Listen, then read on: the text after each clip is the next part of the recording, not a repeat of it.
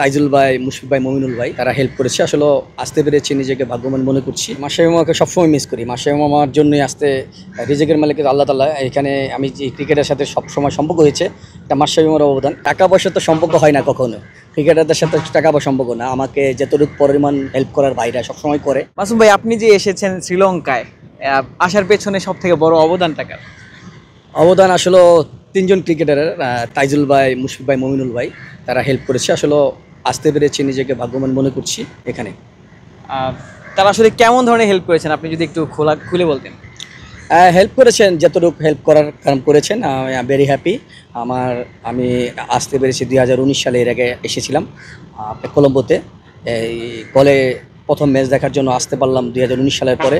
খুব ভালো লাগছে। টাকা পয়সা তো সম্পর্ক হয় না কখনো, ক্রিকেটারদের সাথে টাকা পয়সা সম্পর্ক না। আমাকে যতটুকু পরিমাণ হেল্প করার ভাইরা সবসময় করে, শুধু খেলা বলে কোনো কথা না, অনেক ধরনের হেল্প সবসময় করে থাকে। এবং আমরা দেখতে পাচ্ছি যে আপনার গায়েও মুশফিকুর রহিমের জার্সিটা রয়েছে। যদি একটু ঘুরে আমাদের দর্শকদের দেখাতেন যে আসলে দর্শক দেখতে পাচ্ছেন মুশফিকুর রহিমের নাম্বার 15 জার্সি। যখন মুশফিকের জার্সি গায়ে চাপিয়ে আছেন এবং মুশফিক ডাবল সেঞ্চুরির পথে রয়েছেন, ব্যাপারটা কতটুকু ভালো লাগা? অবশ্যই খুব ভালো লাগছে। অনেকদিন পরে রানে ভিড়েছে ভাই, খুব দারুণ লাগছে, ভালো মতন খেলছে। আমি আশা করি ইনশাল্লাহ বল 2013 সালের কথা মনে এসেছে আমার, যে 2013 সালে আমি ঢাকায় বইয়ে খেলাটা দেখেছিলাম।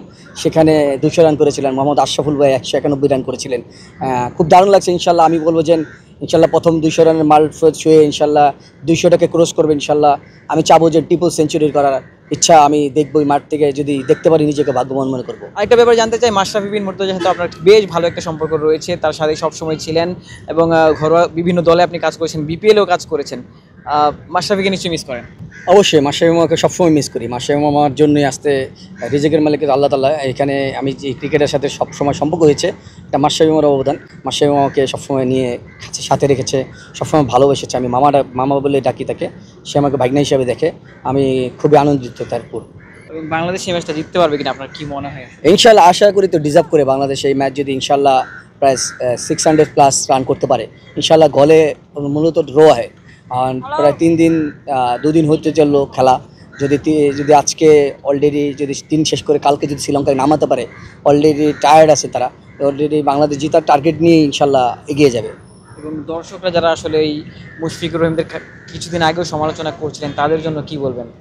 আমি দর্শক যারা আসলে তারা দেশের জন্য অনেক কিছু রিপ্রেজেন্ট করে, দেশকে ভালো খেলবে বা খারাপ খেলবে এটা তারা ডিজার্ভ করে, কিন্তু ক্রিকেটাররা অবশ্যই চেষ্টা করে 100% দেওয়ার জন্য। ইনশাল্লাহ ধৈর্যের ফল হয়েছে, সবাই ভালোবাসা দিয়েছেন, সবাই সাপোর্ট করেছেন, আমি কৃতজ্ঞ তাদের কাছে। ধন্যবাদ আমাদের সাথে থাকার জন্য।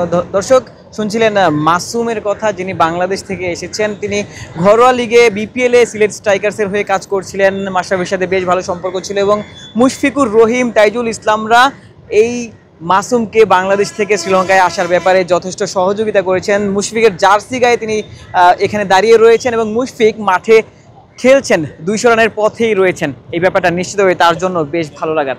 আশিক সারোয়ার, নিউজ 24, গল, শ্রীলঙ্কা।